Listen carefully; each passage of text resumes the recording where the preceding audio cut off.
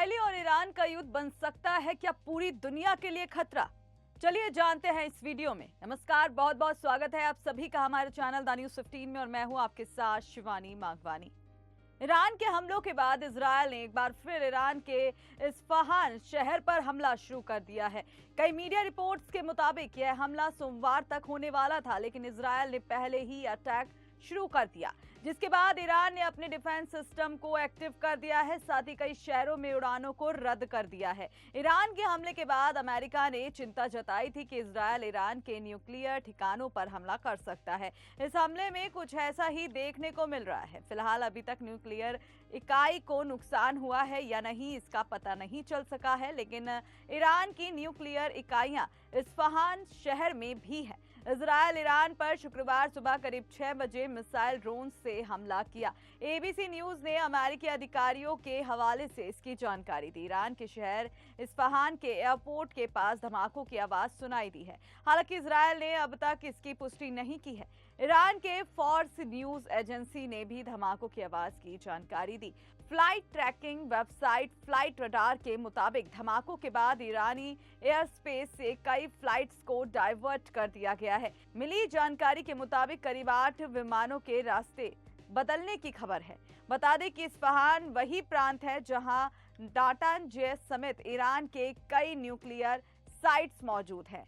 नाटांज Iran के uranium programme का मुख्य हिस्सा है। इससे पहले 14 अप्रैल को ईरान ने इजरायल पर 300 से ज्यादा मिसाइल और ड्रोन से हमला किया था। इस ड्रोन उन्होंने इजरायल के नेवातिम एयरबेस को टारगेट किया था, जहां कुछ नुकसान भी हुआ था। हालांकि इजरायल, अमेरिका, फ्रांस और ब्रिटेन की मदद से ईरान के 99% हमले को रोकने में कामयाब रहा था। ईरान के हमले के बाद इजरायल ने बदला लेने के लिए चेतावनी दी थी। इजरायल के प्रधानमंत्री बेंजामिन नेतन्याहू ने ईरान पर जवाबी कार्रवाई की प्लानिंग के लिए वॉर कैबिनेट के साथ 5 बैठकें भी की थी।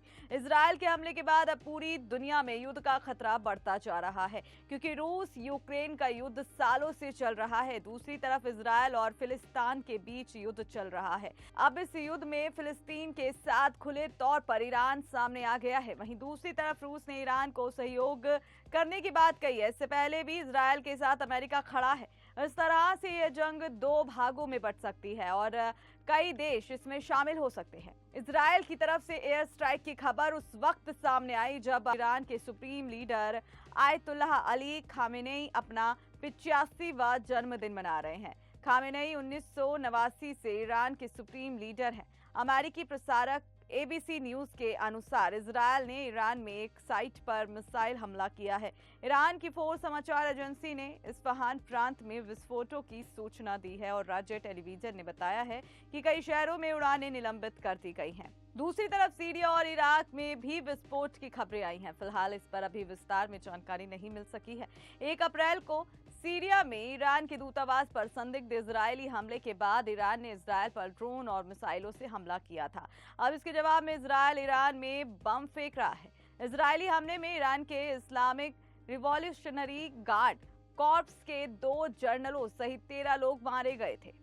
भले ही इजरायल के प्रधानमंत्री कह रहे हों कि हम युद्ध में हैं और हमास को अंजाम भुगतने की चेतावनी दे रहे हों, लेकिन हमास को तो जरा सा भी फर्क नहीं पड़ रहा और वह लगातार गोलीबारी कर रहा है। दरअसल हमास इजरायल को देश के तौर पर देखता ही नहीं है और उसे निशाना बनाता रहता है, जबकि इजरायल और अमेरिका हमास को एक चरमपंथी संगठन मानते हैं। साथ ही हमास को नेस्तानुबूत करने की मंशा रखते हैं।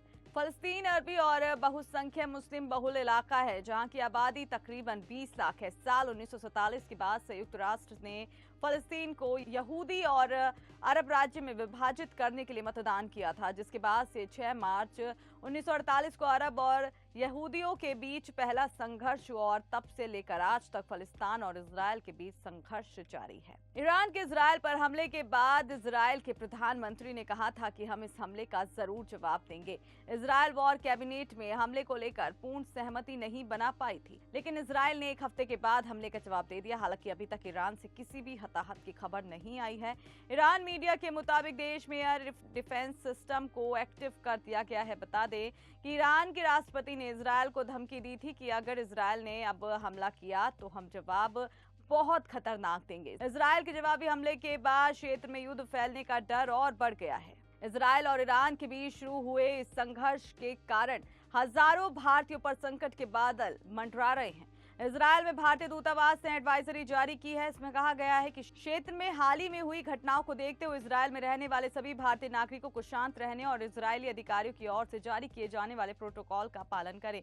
दूतावास सभी नागरिकों के संपर्क में रिपोर्ट्स के मुताबिक इजरायल में 18,000 भारतीय हैं, वहीं ईरान में 4,000 भारतीय रहते हैं। ऐसे में इस संघर्ष के कारण 22,000 भारतीय इस जंग में फंसे हैं। अगर इस विवाद को डिटेल में जानने की कोशिश करें तो बता दें कि इजरायल और फलस्तीन के बीच विवाद कोई नया नहीं है। सबसे पहले हम इसकी भूगोलीय स्थिति के बारे में समझते हैं। दरअसल इजरायल के पूर्वी और दक्षिण पश्चिमी हिस्से में दो अलग अलग क्षेत्र मौजूद हैं। पूर्वी हिस्से में वेस्ट बैंक और दक्षिण पश्चिमी हिस्से में एक पट्टी है जिसे गाजा पट्टी के तौर पर जाना जाता है। वेस्ट बैंक और गाजा पट्टी को ही फलस्तीन माना जाता है। हालांकि वेस्ट बैंक में फलस्तीन नेशनल अथॉरिटी सरकार चलाती है और गाजा पट्टी पर हमास का कब्जा है, जो इजरायल विरोधी एक चरमपंथी संगठन है। तो अब आप बताइए, आप क्या कहना चाहते हैं इस युद्ध पर?